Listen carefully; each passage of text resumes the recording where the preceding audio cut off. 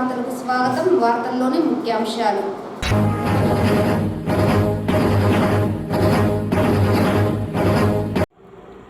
అభివృద్ధిలో స్వయం సహాయక పొదుపు సంఘాలు కీలక పాత్ర పోషిస్తున్నాయి. చిత్తూరు ఎంపీ దగ్గుమల్ల ప్రసాదరావు.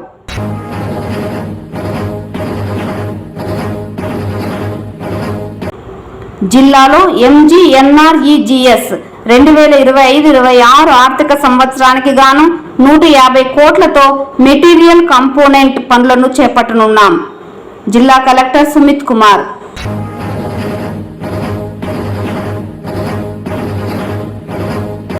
నీటి పన్ను వసూళ్లలో నిర్లక్ష్యం వహించిన 15 మంది వార్డు కార్యదర్శులకు షోకాజ్ నోటీసులు జారీ చేశాం. నగర కమిషనర్ నరసింహ ప్రసాద్. వార్తల్లోని వివరాలు. దేశ అభివృద్ధిలో స్వయం సహాయక పొదుపు సంఘాలు కీలక పాత్ర పోషిస్తున్నాయని Telugu Desam party parliamentary deputy ఫ్లోరో leader, జాతీయ SC/ST వెల్ఫేర్ పార్లమెంటరీ కమిటీ సభ్యులు, చిత్తూరు పార్లమెంటు సభ్యులు దగ్గుమల్ల ప్రసాదరావు తెలిపారు. ఈ నేపథ్యంలోనే మహిళా సాధికారత లక్ష్యంగా కూటమి ప్రభుత్వం పనిచేస్తోందని ఆయన పేర్కొన్నారు. ఢిల్లీ పార్లమెంటులో జరుగుతున్న బడ్జెట్ సమావేశాలకు హాజరైన చిత్తూరు పార్లమెంటు సభ్యులు దగ్గుమల్ల ప్రసాదరావు శుక్రవారం లోకసభలో ప్రశ్నోత్తరాల సమయంలో స్వయం సహాయక పొదుపు సంఘాలకు కేంద్ర ప్రభుత్వం అందిస్తున్న సహాయ సహకారాలు, ఉపాధి అవకాశాలు, దేశ అభివృద్ధిలో స్వయం సహాయక పొదుపు సంఘాలు పోషిస్తున్న కీలక పాత్ర, గత 5 ఏళ్లతో పాటు ఈ సంవత్సరానికి సంబంధించిన వివరాలను కేంద్ర మరియు పట్టణ వ్యవహారాల మంత్రిత్వ శాఖ మంత్రి తోహన్ షాహును అడిగి తెలుసుకునే ప్రయత్నం చేశారు. దీనికి సంబంధిత శాఖ సానుకూలంగా స్పందించడమే కాకుండా తాను కోరిన అంశానికి సంబంధించి వివరాలను కూడా లిఖితపూర్వకంగా అందజేసినట్లు చిత్తూరు ఎంపీ దగ్గుమల్ల ప్రసాదరావు మీడియాకు వెల్లడించారు.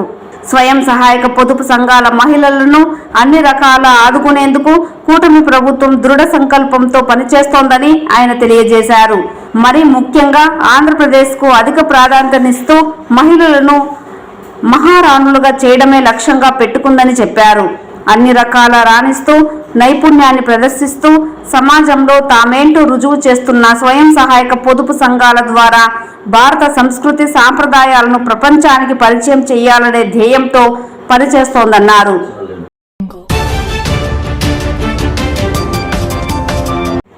జిల్లాలో MGNREGS కింద 2025-26 ఆర్థిక సంవత్సరానికి గాను 150 కోట్లతో మెటీరియల్ కాంపోనెంట్ పనులను చేపట్టనున్నామని, అభివృద్ధి పనుల మంజూరులో శాసనసభ్యులు, శాసన మండలి సభ్యుల సూచనలు, అభ్యర్థనలను పరిగణలోకి తీసుకుంటామని జిల్లా కలెక్టర్ సుమిత్ కుమార్ పేర్కొన్నారు.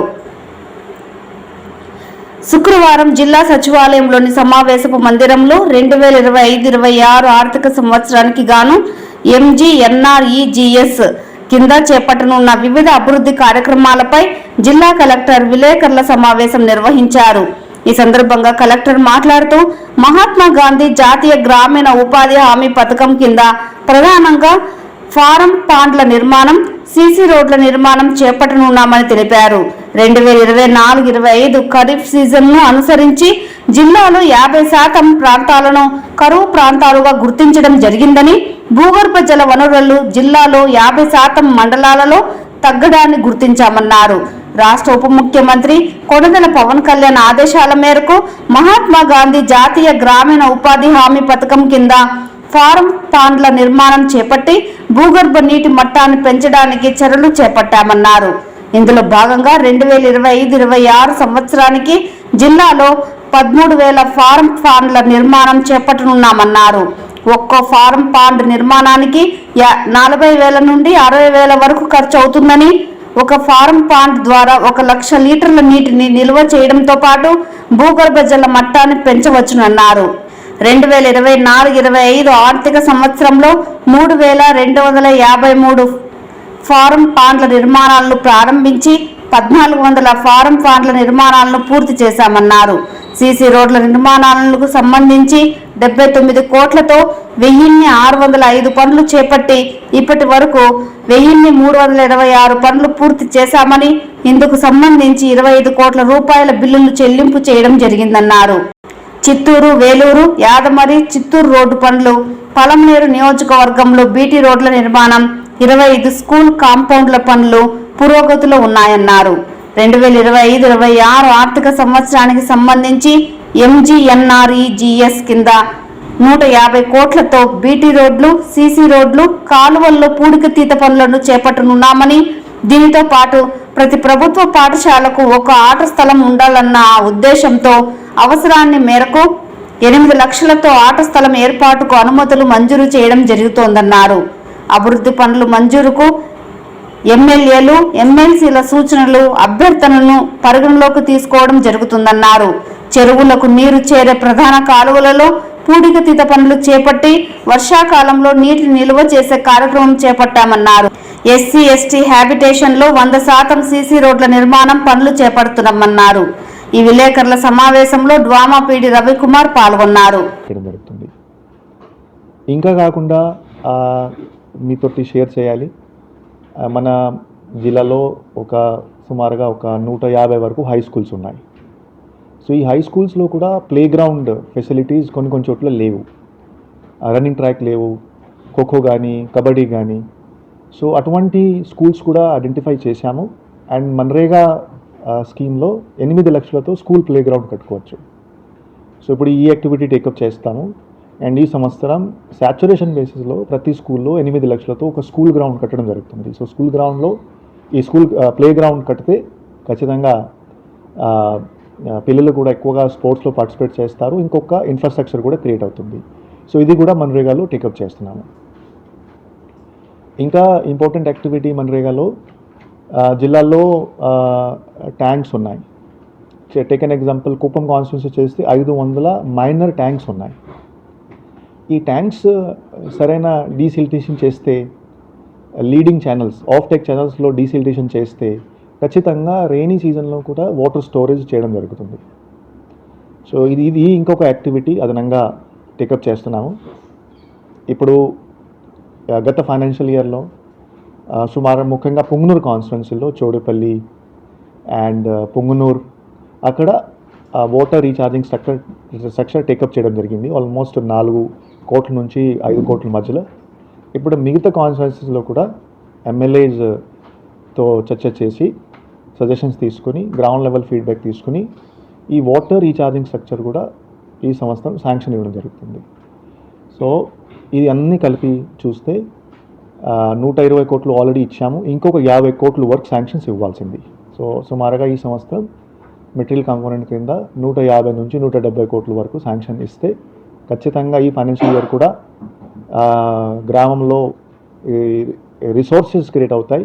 సీసీ రోడ్, బీటీ రోడ్స్తో కాకుండా school play ground, compounds as well as tanks కూడా మనం ఫోకస్ పెడతాం.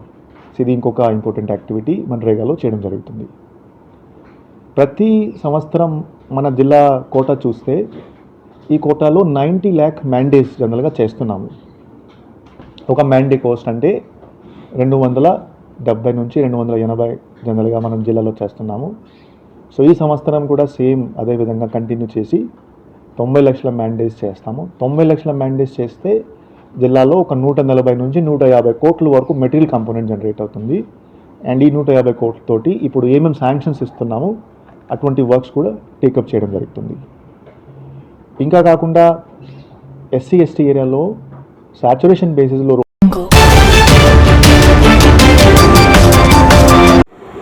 నీటి పన్ను వసూలు చేయడంలో నిర్లక్ష్యం వహించిన 15 మంది వార్డు కార్యదర్శులకు షోకాజ్ నోటీసులను జారీ చేసినట్లు నగరపాలక కమిషనర్ నరసింహప్రసాద్ తెలిపారు.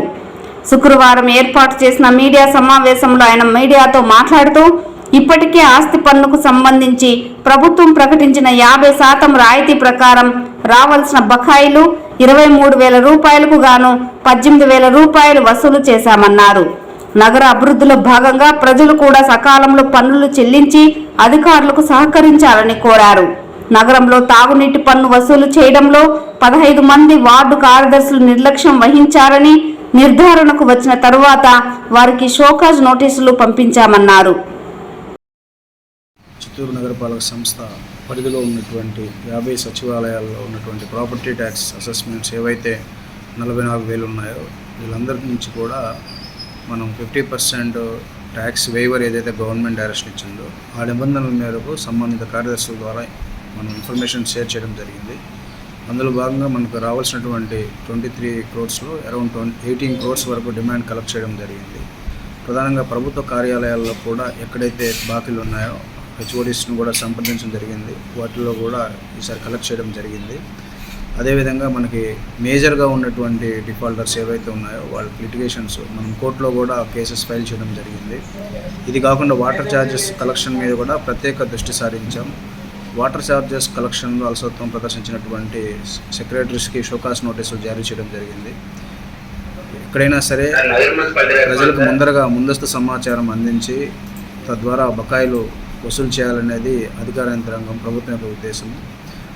కాబట్టి ఈ దిశగా అధికార యంత్రాంగం చర్యలు తీసుకుంటుందని తెలియజేస్తూ ఉన్నాము. మనకి రెవెన్యూ కలెక్షన్స్ బాగా జరిగాయి, అలాగే అభివృద్ధి కూడా ముందుకెళ్తుందని మేము తెలియజేస్తాం. ఛార్జెస్ విషయంలో అలసత్వం ప్రదర్శించినటువంటి 15 మంది కార్యదర్శులకు నోటీసులు జారీ చేయడం జరుగుతూ ఉంది. వాటర్ ఛార్జెస్ అనేవి రెగ్యులర్గా కలెక్ట్ చేయాల్సినటువంటి విషయము, కానీ లాస్ట్ ఫ్రీక్వెంట్గా పబ్లిక్ ఇన్ఫర్మేషన్ షేర్ వేయకుండా అలసత్వం ప్రదర్శించినటువంటి కార్యదర్శులకు షోకాజ్ నోటీసులు జారీ చేశాం. Thank you. నగరంలో అనుమతులు లేకుండా ఫ్లెక్సీలను ఏర్పాటు చేస్తే భారీ జరిమానాతో పాటు చర్యలు తప్పదని అసిస్టెంట్ సిటీ ప్లానర్ నాగేంద్ర తెలిపారు. జిల్లా కలెక్టర్ ఆదేశాల మేరకు నగర పాలక కమిషనర్ నరసింహప్రసాద్ ఫ్లెక్సీ యాజమాన్యాలతో సమావేశం నిర్వహించి హెచ్చరికలు జారీ చేశామన్నారు. అనుమతులు లేకుండా ఫ్లెక్సీలు ఏర్పాటు చేసిన 2 జరిమానా కూడా విధించడం జరిగిందన్నారు. చిత్తూరు నగరంలో ఫ్లెక్సీలు, వాల్ పోస్టర్లు ఏర్పాటు చేయాలంటే నగర పాలక శాఖ ముందస్తు అనుమతి తప్పనిసరిగా తీసుకోవాలని స్పష్టం చేశారు. అలాగే నగర సుందరీకరణకు ప్రతి ఒక్కరూ సహకరించాలని కోరారు. మన నగరపాలక సంస్థ కమిషనర్ సార్ ఆదేశాల మేరకు, అదేవిధంగా కలెక్టర్ గారి ఆదేశాల మేరకు ఈ వాల్ పోస్టర్స్ మరియు ఫ్లెక్సీస్ సంబంధించి ఎవరెవరు ప్రింటింగ్ వాళ్ళు ఓనర్స్ ఉన్నారో వాళ్ళందరినీ పిలిపించి నిన్న ఈవినింగ్ మన మున్సిపల్ కార్పొరేషన్లో కమిషనర్ సార్ ఆధ్వర్యంలో మీటింగ్ పెట్టడం జరిగింది.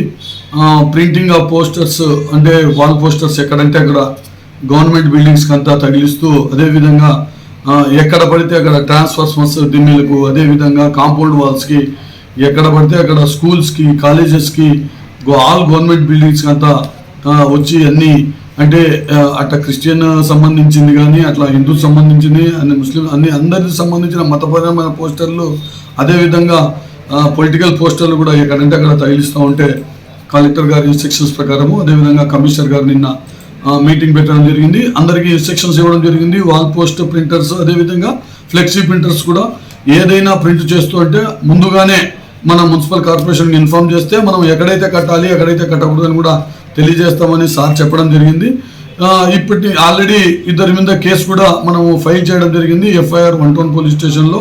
ఇప్పటి నుంచి ఇంకా ఎక్కడంటే అక్కడ పోస్టర్లు కానీ, ఫ్లెక్సీస్ కానీ, స్టాచ్యూస్ కూడా అడ్డంగా కట్టే ఫ్లెక్సీస్ మరీ దారుణంగా కడుతున్నారని సార్ నిన్న అసహనం వ్యక్తం చేయడం జరిగింది. ఖచ్చితంగా యాక్షన్ తీసుకుంటామని చెప్పడం జరిగింది. కాబట్టి అందరూ కూడా ఎటువంటి ముందస్తు అనుమతి లేకుండా పోస్టర్స్ కానీ, ఫ్లెక్సీస్ కూడా ఎక్కడ టౌన్లో కార్పొరేషన్ లిమిట్స్లో ఎక్కడ పెట్టద్దని తెలియజేస్తున్నాం. Thank you. చిత్తూరు నగరంలోని విజ్ఞాన సుధ డిగ్రీ కళాశాలలో విద్యార్థులకు 2025-26కు అడ్మిషన్లు ప్రారంభించడం జరిగిందని కళాశాల యాజమాన్యం తెలిపారు.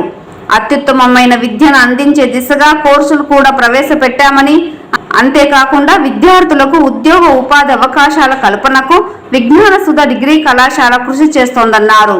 విద్యార్థులకు సౌకర్యంగా హాస్టల్ వసతి కూడా ఏర్పాటు చేశామని, రాయలసీమలోనే ప్రథమంగా బెంగళూరు స్టాఫ్తో డిగ్రీతో పాటు మరిన్ని ప్రొఫెషనల్ కోర్సులను ప్రారంభించడం జరిగిందన్నారు. ఇందులో ప్రధానంగా fashion designing, interior designing, cyber security, aviation, artificial intelligence, data science, SAP నందు ఉత్తమ శిక్షణను అందించి అత్యుత్తమమైన కంపెనీలలో ప్లేస్మెంట్లు కూడా కల్పిస్తున్నామన్నారు. తమ కళాశాలలో చదువుకునే విద్యార్థులకు Wipro, TCS, tech Mahindra, Cognizant వంటి MNC కంపెనీలలో ఉద్యోగ అవకాశాలు కల్పించామని పేర్కొన్నారు. అంతేకాకుండా BCA artificial intelligence, BCA data science, BCA honours, BBA, BSc computer science, BSc statistics, BSc biotechnology, BCom computer వంటి ప్రొఫెషనల్ కోర్సులు అందుబాటులో ఉన్నాయని తెలిపారు. ఆసక్తి కలిగిన విద్యార్థులు 6281358315కు సంప్రదించి అడ్మిషన్లు పొందవచ్చునని తెలిపారు.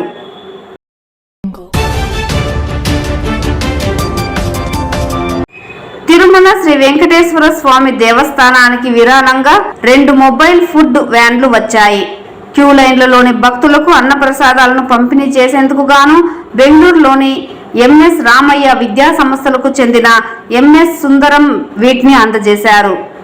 ఈ సందర్భంగా అదనపు ఈవో వెంకయ్య చౌదరి మాట్లాడుతూ భక్తుల రద్దీ అధికంగా ఉన్న సమయంలో క్యూ లైన్ల వెంబడి ప్రసాదాలు, తాగునీరు పంపిణీ చేసేందుకు వాహనాలు ఉపయుక్తంగా ఉంటాయన్నారు. ఈ కార్యక్రమంలో Tirumala Tirupati Devasthanam transport depot manager Lakshmi Prasanna, incharge DI Haribabu తదితరులు పాల్గొన్నారు. అశోక్ లైలాండ్ కంపెనీకి చెందిన ఈ అత్యాధునిక వ్యాన్ల ఖరీదు 45 లక్షలు ఉంటుందని సమాచారం. ఈరోజు బెంగళూరు నుంచి సుందరరామన్ గారు, సీతారామన్ గారు ఎంఎస్ రామయ్య కాలేజ్ వాళ్ళు ఓనర్స్, వారి బర్త్డే కూడా ఈరోజు సీతారామన్ గారి బర్త్డే సందర్భంగా మనకి 2 వ్యాన్స్ని డొనేట్ చేయడం జరిగింది. ఇవి చాలా అడ్వాన్స్డ్ వ్యాన్స్. ఈ వ్యాన్స్ యొక్క ప్రయోజనం ఏంటంటే ఎక్కడికి కావాలన్నా కానీ వ్యాన్స్లో మనం ఫుడ్ తీసుకొని వెళ్ళొచ్చు. అలానే అన్నప్రసాదంతో పాటు వాటర్ కానీ మిల్క్ కానీ తీసుకొని ఎక్కడ కావాలంటే అక్కడికి మనం ఎక్కడ భక్తులు ఉంటే అక్కడికి సర్వ్ చేయొచ్చు. బ్యూటీ ఆఫ్ ద వ్యాన్ ఏంటంటే ఒక్కసారి వ్యాన్ తీసుకెళ్తే దాదాపు 3000 మందికి సర్వ్ చేయొచ్చు. ఒకవేళ భక్తులు వ్యాన్ దగ్గరకు వచ్చి కానీ లోపల 2 కూర్చొని 2 వెజల్స్ పెట్టుకొని సర్వ్ చేయొచ్చు. మల్టీ మోడల్గా ఉంది, చాలా అడ్వాన్స్డ్గా ఉంది. ఎక్కడ క్యూ లైన్స్ ఉంటే క్యూ లైన్స్ పక్కనే నడుపుకుంటూ వెళ్ళి అందరిని కవర్ చేసే అవకాశం కూడా ఈ వ్యాన్స్కి ఉంది. ఇప్పటిదాకా మనకి ఇటువంటి అడ్వాన్స్డ్ వ్యాన్స్ ఇవ్వలేదు. డోనర్కి టీటీడీ తరఫున, స్వామివారి తరఫున కృతజ్ఞతలు తెలియజేస్తున్నాను. చాలా అడ్వాన్స్ వ్యాన్ ప్రొవైడ్ చేశారు.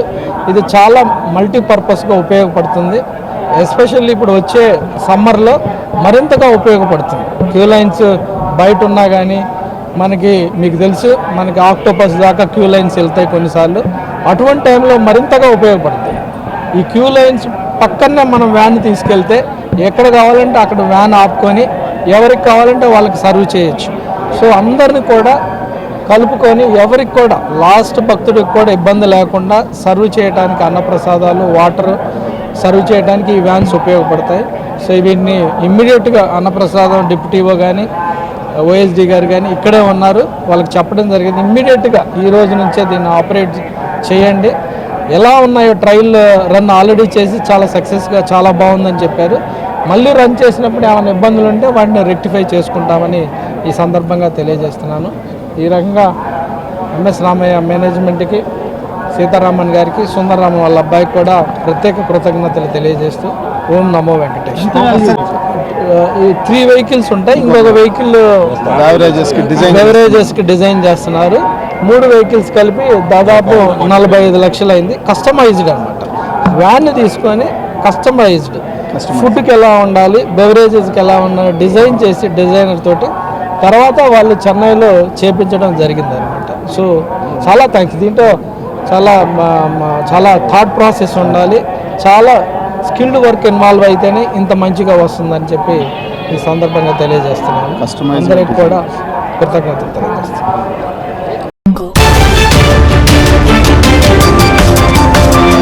తిరుమల శ్రీవారిని ఈరోజు ఉదయం వీఐపీ విరామ సమయంలో సినీ నటి పూజా హెగ్డే దర్శించుకున్నారు.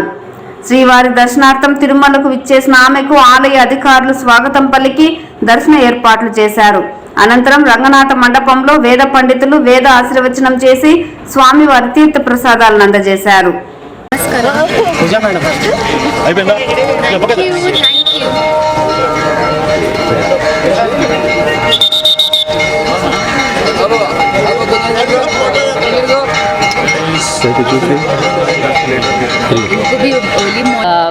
చాలా సంతోషంగా ఉంది. నా మనసులో చాలా టైం నుంచి ఇక్కడ రావడానికి ఒక విష్ ఉంది. అండ్ ఈరోజు చాలా మంచి దర్శనం అయింది నా ఫ్యామిలీతో. నేను యాక్చువల్లీ చాలా లక్కీగా ఉన్నాను. దేవుడు నాకు ఇంత మంచి దర్శనం ఇవ్వడానికి I feel very very blessed and thank you. Next project కొత్త ఇప్పుడు మే 1st రెట్రో ఫిల్మ్ రిలీజ్ అవుతుంది. ఈ వార్తలు ఇంతటితో సమాప్తం. నమస్కారం.